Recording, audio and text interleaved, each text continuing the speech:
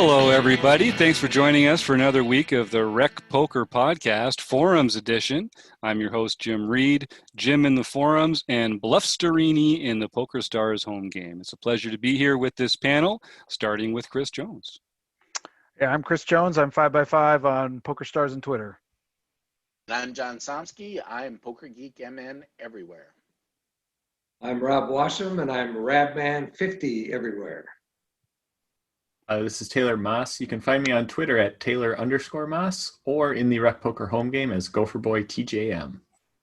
And I'd like to thank Learn Pro Poker, website AMP, and Running Aces Hotel, Racetrack, and Casino for their generosity in making this podcast possible.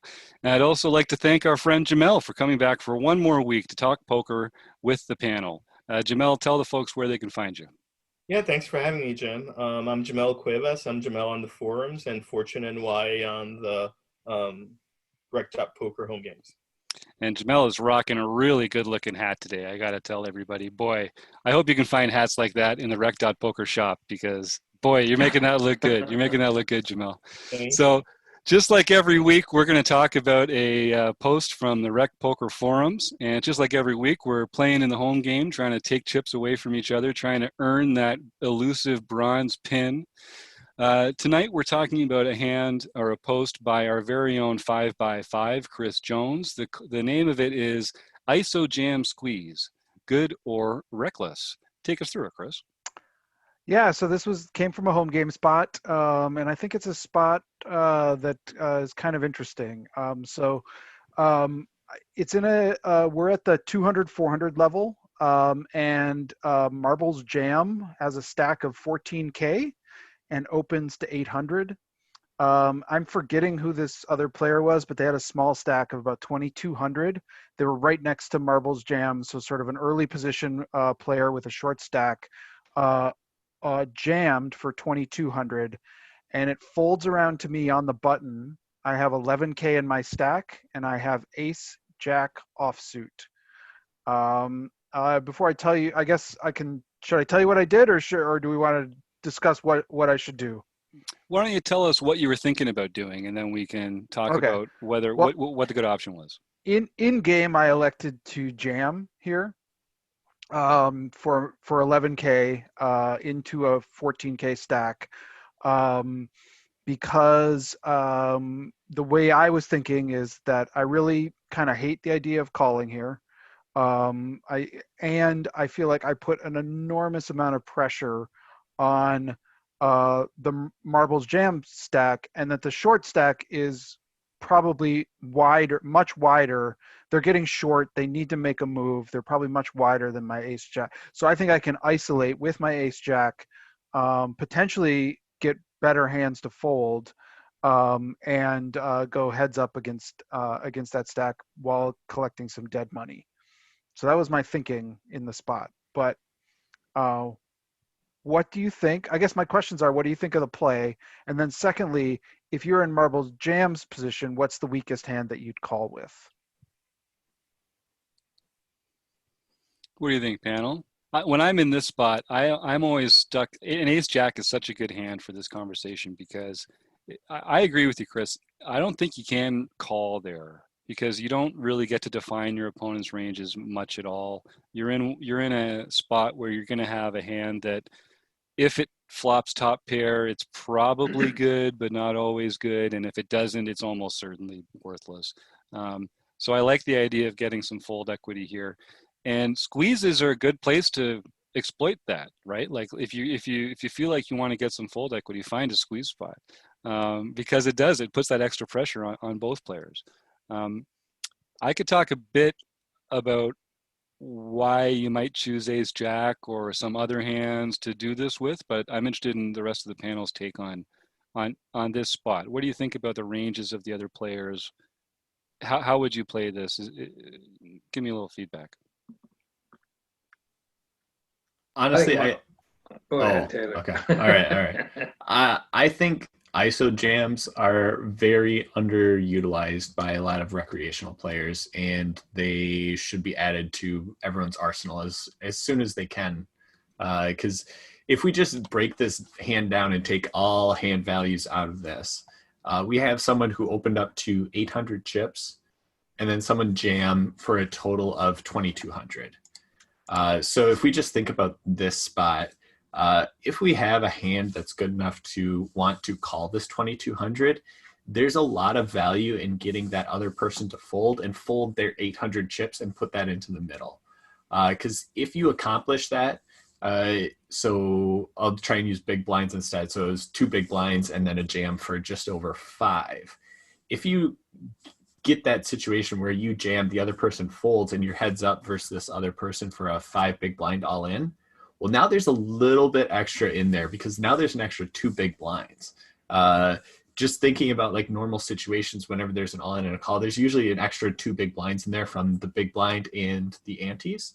Now there's an extra 2 big blinds in there. It's just that much more incentivizing for you to want to play this hand. So like at a case level, that's kind of why we want to do this.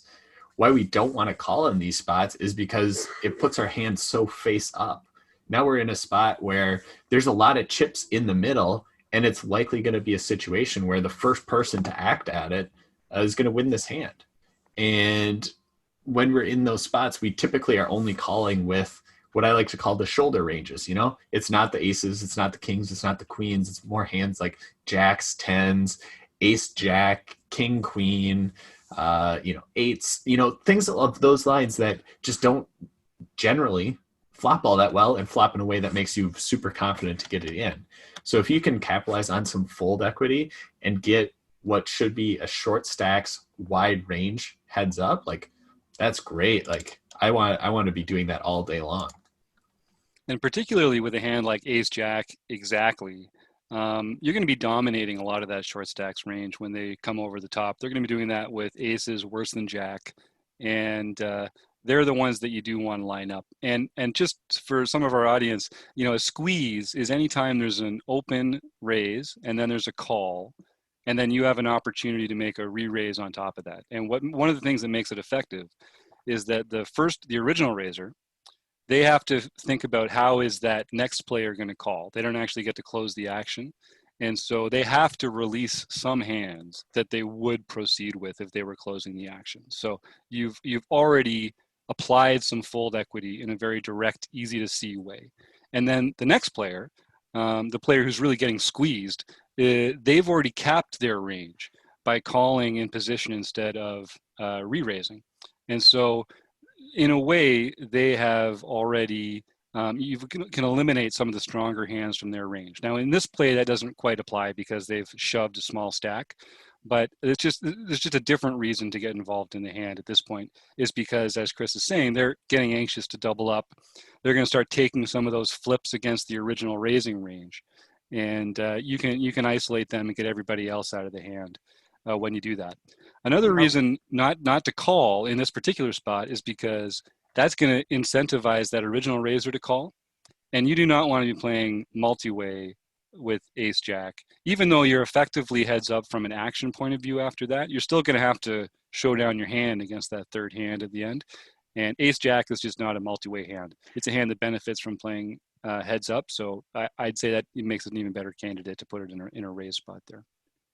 Yeah, the sort of the effect of a short stack shoving in that spot isn't to cap their range, but it really widens their range, and I think that's what we're talking about here. Is like it sort of has the same sort of effect of a squeeze because we think that our ace jack is potentially ahead of their range. Not always, but ahead of like what their shoving range might be, and the other thing that I like about ace jack versus say pocket eights or something like that is that we do have that blocker effect in terms of what we don't want to have happen here is to be called by marbles jam because we're really crushed by that calling range. But once we make the shove, you mean once we make that over, once we shove our 11K stack, yeah. It's not a good sign. I mean, we can possibly, we can be up against kings and queens and something and pull out our ace out of the hat, but we're in some trouble if we get called there. But but our ace is a nice blocker in that it reduces the number of combos of ace king, ace queen, aces that they have in their hand, even pocket jacks. So it's a nice hand to do this with. Yeah, when I'm thinking about those hands to choose for this, whether it's a light three bet or a shove, um, the factors that I'm always thinking about, obviously there's just top down value. Like, is it a value raise? Is it a value shove? Um, it would be nice if you could always just do it with value hands, but we're going to advocate for widening that range up a little bit. And when you do, you've got to weigh these two factors, the blocker effect and then the equity when called. And they kind of work hand in hand. There's some tension there because the hands that are good blockers, it's kind of another way of saying no kicker. When they do continue, they're going to do it despite the fact that it wasn't very likely that they had an excellent hand. And the bad news is they have an excellent hand. So when they do have aces, ace jack's not a great holding to have there, but it's just less likely that they have it. When you're shoving, you don't get to. We talk about making light three bets with hands like suited connectors, maybe because you get to cover a lot of boards, so you can then make post-flop decisions surprisingly or to your advantage or more often. But when you're shoving, that is a tool that's not available to you. So blockers become kind of more important, and playability becomes less important. So I think that, yeah, jump in there. Well, so and then and on the opposite side of this, I really was kind of curious if you're in Marbles Jam's position here and you're facing this action. What is the weakest hand you would call with? So Probably ace queen. The original razor, and then you get the small raise, and then you shove. Mm-hmm. Maybe ace queen. Ace queen. Ace queen suited, maybe. Mm-hmm. And what's the lowest pair you call with? Tens. I said jacks. Jacks. Might do tens, but maybe tens. Mm-hmm. So they're folding a lot. Right. They're folding a lot. Right? And it comes to a point that I was going to bring up too before we moved on is what is their opening range too? Like we talk about like this spot and like this is great if it's, a middle position or late position open with a shove right behind it. Like, yeah, this is, just get those chips in with ace jack in this spot. But we do have the early position open, which I'm going to assume probably means under the gun or under the gun +1. And if we're playing 9-handed, that should be a pretty strong range, which makes the fold a little bit less likely. And we should be, kind of concerned about that. And it decentivizes you from going for this ISO jam. But when you're if they're in later position, yeah, if they've got hands that they're opening like king 10, king jack, queen jack, jack 10, sixes, fives, fours, all those types of hands that they're going to open and just, they're going to fold if you go for an ISO jam. Like this is just great for you to just jam in ace jack here and be happy about it. So I've got a question. So one question is when we're talking about this blocker value, your ace is blocking a lot of the premium hands that you want them to have. The jack is kind of blocking some of those hands that you want them to be folding in this spot, right? It's a lot of those second best hands. Queen jack, king jack, jack 10 like we were talking about. I know it's not really that important, but can you guys talk a bit about why you might choose like ace jack instead of ace 7 here? Just from get the same blocker effect. Is it straight equity when called? Is that a reason why it's just not in your range? I see a lot of nodding heads. I'd say yes. And I think this, if we start going, next level thinking with this type of thing, I think this is why a lot of charts that you'll see will have hands like ace 5 suited using this. Because one of the hands that they open here that we're actually targeting to get a fold is ace jack. And when we have ace jack ourselves, it makes it less likely for them to have that hand. Maybe they have ace 10 and that's something that you're targeting, but that's also a hand that you're currently beating and kind of want to get the chips in with. So it's kind of that weird situation of like you want them to have certain hands and fold certain hands, and if you really think about it, you don't really want to have a jack in this exact spot. I think ace seven, ace eight is like almost the worst of both worlds because you don't have straightening equity on being able to make a low straight, and 7 or 8 is not high enough to like beat most flops, right? At least with the jack, you can get a jack high board and be good. Yeah. With Plus, in ace this seven, particular, sorry, go ahead. well, I was just going to say with ace seven, your range is also weaker against the initial jammer because, assuming marble jams folds, you still have to beat the other player in order to take any chips down. So, Yep, I think that's a really key Very point. good point. Really Very good key point. point here. Because heads up against their range, the difference between ace seven and ace jack is pretty big, actually. If they're in there with a bunch of those, eights, nines, tens kind of hands. And they're going to be in there with ace eight, ace nine, ace 10 too. Like those are the kind of hands that we want to be ahead of when we've got ace jack. And that matters a lot. I think ace seven is probably a fold Right. in Chris's spot. Ace seven is a fold, ace jack is a jam. And I don't know if ace 10 is a jam. I think ace 10 might even be a fold there. So then what are some other good, I want to talk about this a little bit then. So what are some other good candidates there? If you're in a spot like this where you want to get some blocker value, you want to have decent equity when you're called, you don't want to always have a second best hand. It can't be just ace jack. What are some other hands or what are other types of hands that we might look at? Like why not king jack or, ace 10, as you say, or some other candidates like that? What do you think, guys? Or what are the factors that you're considering when you're deciding, is this that spot to take that shot? I think there's a lot of good pairs that you could call with here, or do this move with. The ISO shove? Pocket, pocket sevens, pocket. I don't know about pocket sixes or not, because the odds are, well, never pocket fives. Yeah, you don't play that garbage. Yeah. But I mean, the odds are that the shover likely has two big cards. They might be doing it with 10 jack or king queen or who knows what. And the pairs play pretty well against those. Now, there's also a possibility they might have an overpair to your pair, in which case you're crushed. But in general, I think that would work fairly well. And if marble jams calls, a pair will probably play fairly well against their range as well. So that would be my thought process. So maybe we should look at this from the other side of the coin then. So what are the kind of hands that we would say absolutely you should not do this with? So we talked about maybe ace seven because it kind of falls in that gap in between there. I think you probably wouldn't do it with like suited connectors, for instance, because you're not going to be ahead of the ISO jammer range. What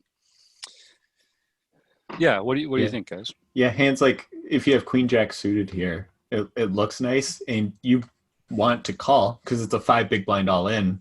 Generally speaking, you want to call 5 big blind all ins with a hand like queen jack suited. But at the same time, you have to worry about the other person that's in there, and you could just be donating a lot of your chips. So a hand like queen jack suited, which change some of the variables, take out the opening raise, you can make a case should call here. But the way it's played out, it's just an easy fold. I mentioned ace 10 as a fold, but maybe ace 10 suited is a call. That's right on the cusp there. Because if we're calling with ace jack, or if we're jamming with ace jack off, I think we could also jam with ace 10 suited, but that would be the lowest ace that you could really do that with. I'm doing that for sure. I'm definitely jamming with ace 10 suited here. And there is something magical about ace 10, right? It's that last one that gets you Broadway on those few runouts. So there's something objectively better about ace 10 than ace 9 in a way that there just isn't about some of those other gradations in the hand rankings. So that's a good line to draw. And then is there something about like having, are there hands that, well, let's take this just a little further and then I'll let y'all go.